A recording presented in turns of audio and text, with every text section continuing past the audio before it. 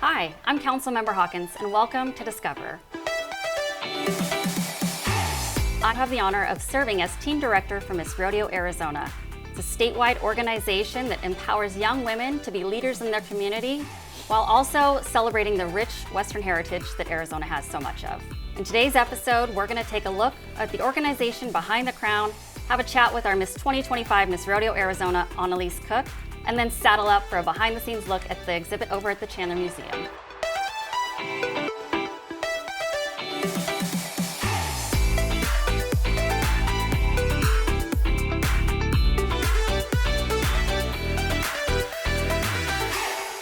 Lisa, thank you for being here today. I appreciate you coming. Can you share with our audience a little bit about yourself and your role as the Vice President for Miss Rodeo Arizona? Well, first of all, thank you so much for having me. I always love to talk about the pageant and the Miss Rodeo Arizona organization. So, as the Vice President, I've been with the organization for about 3 years now, and my role is mostly to support the president in all of her activities and endeavors and to help make sure the organization flows smoothly.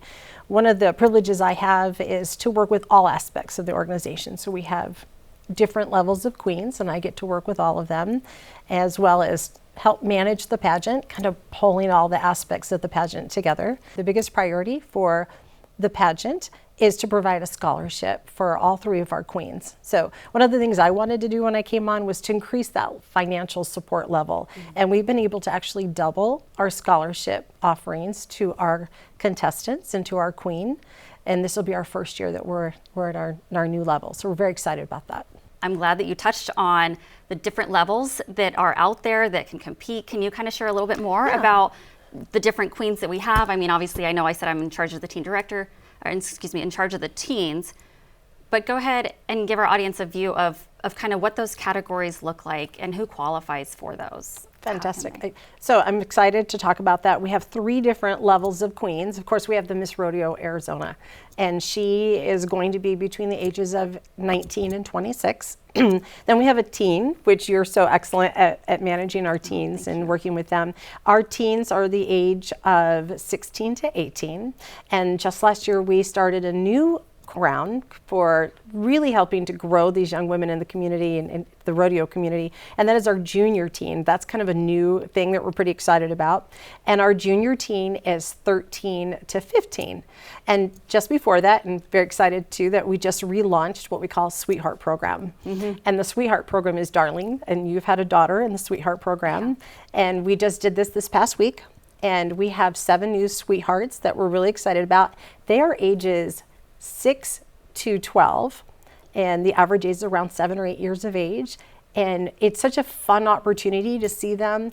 They become more engaged in the rodeo world. They understand more about livestock and start developing their equestrian skills, but also they learn how to talk and pose and be articulate and be confident. It builds their confidence.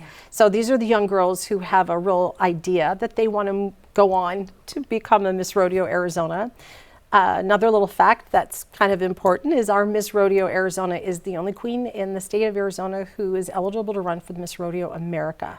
And that pageant will be in December. So we're very excited about our current queen. She's going to be performing at the Miss Rodeo America pageant. I'm a big fan of the Sweethearts program. Obviously, I had my youngest in there. She was able to develop some of those same skills that you talked about. I think the biggest one that I appreciated out of all of that was just, number one, the kindness factor, right? That's huge as far as just making sure that that's something that is encouraged and developed, but also engaging with other people, right? Don't be shy. Figure out how to have those conversations and that speaking. So I think it's a great starting point if that's something for moms that are interested or any family interested in that. It's a great opportunity for that. So. Agreed. Okay, well, let's hear more about the pageant. I know we landed on a theme. Can you share a little bit more about that? Our theme, every year we try to develop a theme that we feel really reflects our direction and our organization. For example, last year we had Copper Queen, which is one of the 5 C's of Arizona, copper, showcasing that about our state. This year we went with Cowgirl Courage, which I think is really fun and exciting. Because as we as a board, we sit down once a year and we talk about what we see in our organization and what we see in the young women who are coming through through our pageant. And we all talked about how you have to be so courageous. And not just because you're getting on stage and you're doing a pageant, but because you're learning equestrian skills that are very advanced. You're an athlete working with a large animal. You have to have full command of that to be able. I always get excited when I see the girls do the hot laps and if you're not sure what that is, if someone doesn't know, it is just running around that arena at full throttle. Full throttle. And what's so cool about a queen who has to do a hot lap, she's only allowed to use one hand. So one hand on the reins and one hand holding a flag with full control. And I think that's just, it's beautiful to see the flag flying, the beautiful cowgirl riding her horse. Just, it's a very courageous sport. And that's why we kind of went with that. Cowgirl Courage, I love it, which ties in great. That's fantastic. Very well said. Thank you, Lisa. It's incredible to see the organization continue to grow and inspire young women. And I am grateful for leaders like you also being on the board. And it says a lot because you are so involved in our community and you take the time to make sure that you share that passion and that skill with these other young women. So thank you. We're lucky to have you. Lucky to have you as well. Thank you. All right, thank you. Coming up next, we are going to chat with our 2025 Miss Rodeo Arizona, Annaliese Cooke. Hi, Annaliese. Thanks for being here. I appreciate you making the time today. So why don't we start off with giving a little bit about yourself and kind of introducing us and what inspired you to go towards that role and title of Miss Rodeo Arizona? So I'm actually a fourth generation Arizonan. So Arizona is just near and dear to my heart. It's somewhere that I know I will probably die because it's just such a beautiful state. There's so much to offer. My family is very, very deep rooted in agriculture and rodeo background. So I knew that rodeo was going to come out sooner or later, which I've messed around with barrel racing and I've recently gotten a breakaway, which is super exciting. And I can't wait to go further and maybe enter some Grand Canyon rodeos and then hopefully one day get my pro card. But until then, I figured what not a better way to stay involved than rodeo queen. And that was not something I was very familiar with, and that was very outside of my comfort zone, but it's the best thing I ever did, and it really just built some confidence that I think any girl could take from. That's interesting that you have both sides of the athletic part of the rodeo and also the queening.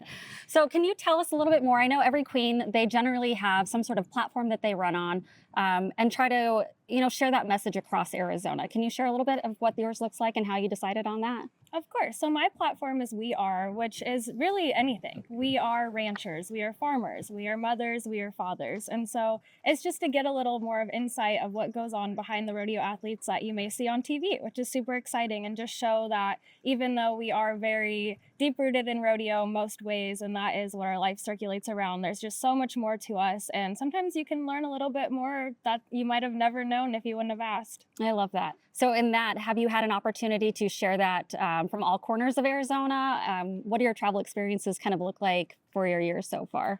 I have gone nationwide, which is very exciting. I've been to so many states that I probably wouldn't have had the opportunity to travel to at least this time in my life. So it's been really exciting to just go out there and connect with people. And this industry is so great. And it seems like everyone is so involved in the Western community. So it's like a family everywhere I go. So it's been very easy to use my platform and connect with people just because everyone's so open to share their life with you. I can appreciate that. So have you had like a favorite location or spot or rodeo so far in your journey? That's such a tough one. I've had so much fun, but my birthday is the end of July. So Cheyenne, the daddy of them all, is definitely my favorite rodeo. Oh, I bet. It was so beautiful there, and they just treated us rodeo queens so well, and they kept us very busy with fun events, and they take a huge cement mixer and they make pancake mix, and we got to go help out. I saw that. That was an interesting one. That looks really fun, though. Yes. Okay, well then let's move on. Outside of rodeo activities, what other experiences have you been able to kind of enjoy or go through during your year that maybe are a little outside of that box? So I'm going to school to be an early childhood education major, so I want to teach elementary school. So it's been really fun to get to do school visits and go talk to a bunch of kids and get them interested in rodeo and learn a little bit more. But my favorite was probably going to flight path vectors and getting to fly a plane. I thought everyone was kidding, and then once I got in the plane, that steering wheel was right in front of me. So you could only imagine the shock on my face. Were you a little hesitant to maybe take over? Or? Yes, I was. But I have a few pilots in my family, some crop dusters, or people who just have the plane for fun. So it's been really nice to get to relate with them on a different level now, and I never would have had that on my bingo card. I love that for you. Okay, so I have a personal question here. your outfits, they are always spot on. I love it. You guys always get so creative in your colors. I know there's some themes, but what does that look like? What does your wardrobe consist of? Is there certain requirements, or it's just all on your own? It's really kind of just up to our personality and what we feel confident and beautiful in. I like to thrift a lot of my stuff, save a little bit of money when I can, but I did splurge with the Miss Rodeo America pageant, and I have some custom stuff coming along, which I'm such a fur person, and I love any kind of animal pattern. So it'll be very exciting, and I can't wait for you guys all to see it on the America stage. Yeah, so tell us about more of this, of the Miss America, kind of what does that look like leading up to it? What are their expectations there? Obviously sitting from a little bit of the sidelines on it, I get to see some of it, but maybe dig into some of like really what those requirements look like, how much of your time, how much prep work and so forth. It's honestly a full-time commitment, which it's so exciting, and we're all so blessed to even have the opportunity to try out. But most of us girls will study day and night from the day that we get our lady in waiting sashes, and we learn anything from horsemanship to what's going on in the world, especially the rodeo world, of course, and just making sure that we're polished up on talking, modeling, anything that could kind of come along the way. As part of being a rodeo queen, I know you guys are involved in a lot of the activities. Can you kind of share what some of those might be if someone's not familiar with the rodeo? Of course. So our job as rodeo queens is to be ambassadors for the sport. So whenever we're not in the arena, we take our time to sign autographs and inform the public just on what we do and what goes on behind the scenes at rodeos. And they keep us pretty busy with that, which is super exciting. And then once we're in the arena, we'll help out the stock contractor, make sure the cattle are moving along smoothly, and we'll run all the sponsor flags just to make sure that we're really shining that moment on the people that make it all happen. Wow. Okay, well then one last question. Can you share with the audience what is your horse's name? Of course. So my horse's name is Lawman, which it's kind of like a little taboo. You're not allowed to change a horse's name, so I'm lucky that he is a cute one. And then his little companion is Zeus. I love that. That's so cute. To wrap up today's show, we are going to head back to the studio to chat with Sarah Biggerstaff from the Chandler Museum. Hi, Sarah. Thank you for being here. So Pony Up Cowgirls of Chandler is now open at the Chandler Museum till November 2nd. Can you share with our audience a little bit about what the inspiration was there and what can they expect when they go to visit? Yes, and it's an honor to be here. Thank you so much. My original inspiration was music, female country artists like Dolly Parton, Loretta Lynn, Reba McEntire, who have such incredible songwriting and storytelling in their songs. That resonates with me deeply. And then Beyonce had a recent country album, Cowboy Carter. And so their songs about family, motherhood, womanhood really hits me deeply. And that inspired me to look at the Chandler Museum's collection to see what stories and images I could pull that really speak to Western traditions and those themes of motherhood and riding and ranching and all of those wonderful Western traditions. It's a unique exhibit. I love historical pieces, and so I love that when I was able to go and view it, you get to see that historical context related to Chandler specifically. And I thought that was so interesting and so inspiring. Like you drive down the road and you see so many of these names, right? And you kind of get a little historical context to support that and understand why and how those came about. So I think you guys did a really great job with promoting that and really giving that view into the Western heritage that I didn't even know Chandler had, to be honest. Yeah, it's really sort of disappeared because a lot of the agricultural land has been sold off and is now wonderful other industries like Intel. Yeah. But when the museum, or when the city was founded, it was all alfalfa, cotton fields, citrus farms and things like that. So it's really wonderful to be able to honor the women who had a key part in the early ranches and farms here, and we hear a lot about their husbands, and they were very important, but the women were, minding the livestock, raising the children, keeping the books, doing really important things that kept these businesses running, and then also the heart of the Western traditions that made Chandler's cultural life really thrive. And so it's a pleasure to be able to tell their stories. We have so many amazing rodeo queens and early pioneering families the women were key parts of the history here. Very much. I thought one of the really neat things that you guys brought to life was the piece about San Marcos. I mean, I know it's a landmark and it's very historical here for Chandler, but I love that you guys were able to add some supporting details there. So I highly encourage anybody that has a little bit of an interest. It's so worth it. I thought you guys did a wonderful job. Thank you, Sarah. It's exciting to see these stories be brought forward and to life. I appreciate all that you do over there at the Chandler Museum. Thank you. That wraps up this episode of Discover. So whether you're supporting from the stands at the next rodeo event or visiting the Chandler Museum, I hope you feel as inspired as I do by the courage and community behind the crown. Thanks for watching, and this is Councilmember Hawkins. Until next time.